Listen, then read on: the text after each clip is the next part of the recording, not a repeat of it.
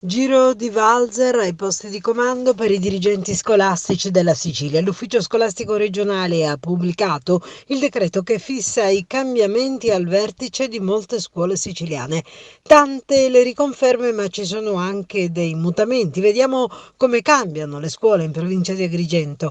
Al liceo scientifico Leonardo, dopo che Enza Ierne è andata in pensione, arriva Patrizia Pilato, proveniente dall'Istituto di Istruzione Superiore Foderà.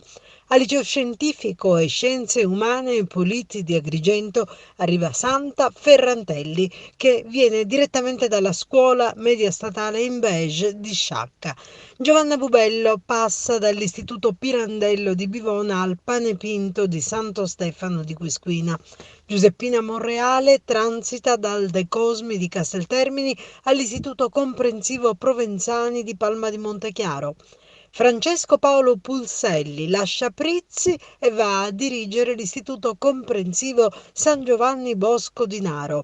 Paola Triolo chiude l'esperienza al Navarro di Ribera e si sposta al Mariano Rossi di Sciacca. Per il resto, tutte conferme. I nuovi incarichi avranno effetto dal 1 settembre 2019. Comunque, a seguito di redazione da parte dell'USR dei singoli provvedimenti di affidamento dirigenziale e l'annesso contratto economico.